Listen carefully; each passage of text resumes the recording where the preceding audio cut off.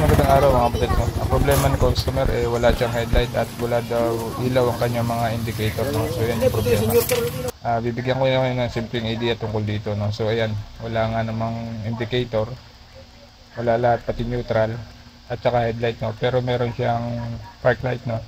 So yan yung problema na bibigyan natin ng solusyon mga kapatid. No? Unang-una yung gagawin dyan ay pupunta na kayo agad dito sa fuse box. No? Check na agad yung fuse box at malamang sa malamang kapag kabuo ang inyong mga fuse ang nagiging problema niyan ditong pinaka terminal. So yan, hugutin yung terminal. Pagkahugot nyo yan, mapapansin nyo dito sa pinaka terminal nya ito, mga corrosion na, no? So ayan mga kabalids, kaya naglo-lost connection na, kaya kapag ka nabasa ng ulan nawawala na ng contact. So yan yung nagiging problema. Tapos i-check nyo na rin yung mga pinagsasaksakan ng fuse.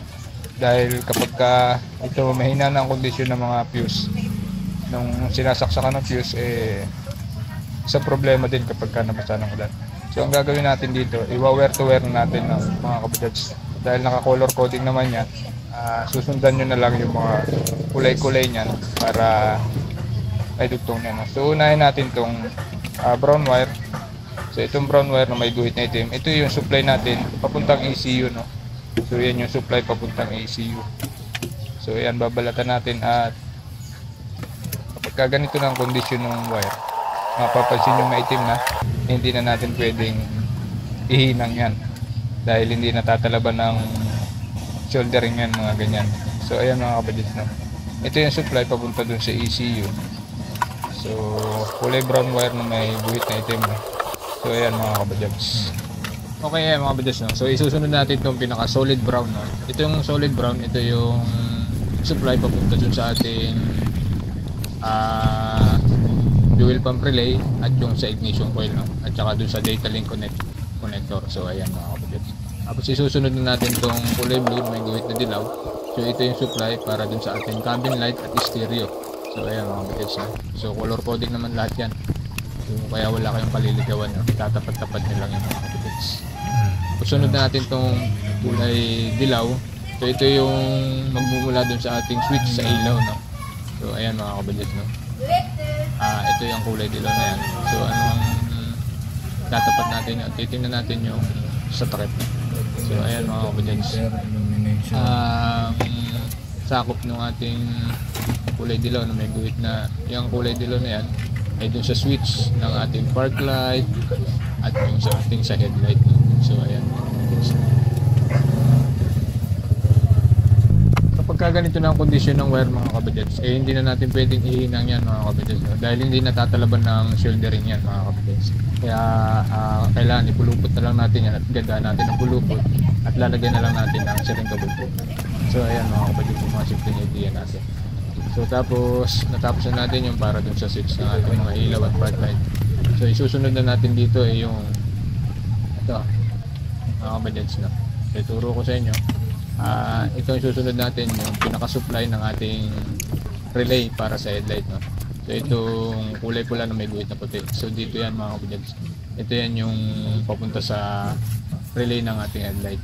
So yan yung supply sa ating relay, no? Kulay puti na may guhit na pula. So ayan mga kabadits. Okay mga kabadits, no? So isusunod natin itong kulay puti na may guhit na itim, no?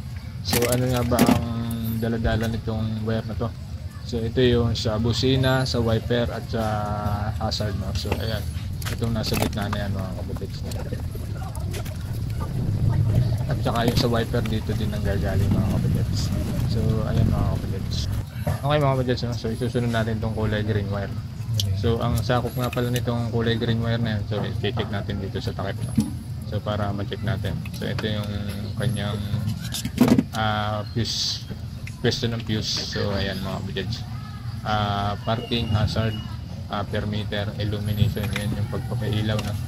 So ayan mga kabadits.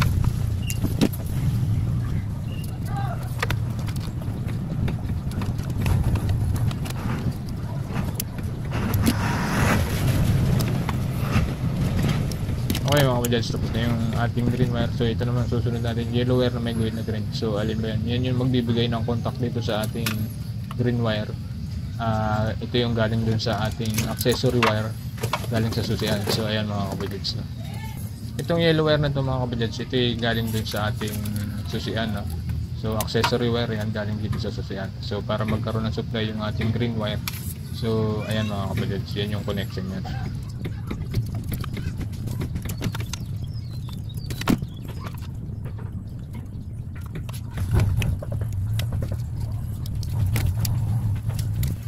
Okay, ayan mga kabadyads. So isusunod natin itong pinaka accessory wire kulay pula na may guhit na puti. So ito yung supply para magkaroon ng supply yung ating fuse ng ECU, fuse ng fuel pump relay at fuse para dito sa switch sa mga ilaw. So ayan mga kabadyads, ang dinadala niya ang ating kulay pula na may guhit na puti. So ayan mga kabadyads.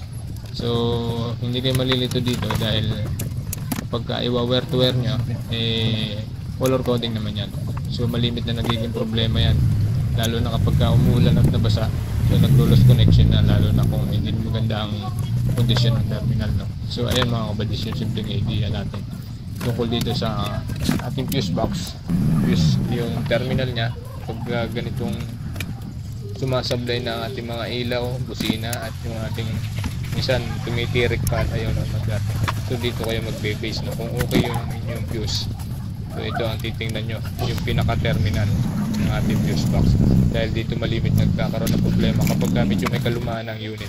So ayan mga kabadyads, ibabalik na natin yung ating mga fuse at i-check natin kung okay na lahat ng mga ilaw at kung magkakaroon na ba ng mga indicator. So ayan mga kabadyads, yung simpleng idea natin tungkol dito sa ating fuse box na. Okay mga kabadyads, no? Tapos na nating i-repair yung ating terminal ng fuse box. So ayan, nagkaroon na ng ilaw yung mga indicator niya. Tapos i-check natin yung headlight kung meron na ba. So ayan mga kabadyads, yung mga simpleng idea natin tungkol dito sa mga ganitong problema. So kapag ka nagloko ang inyong ganitong mga ilaw, na wala ang ilaw ng mga indicator, so i-check nyo yung terminal ng fuse box, no? So dito kalimitan nagkakaroon ng problema. So ayan, okay na yung kanyang ilaw, headlight meron na rin, at yung kanyang mga indicator ay bumalik na rin.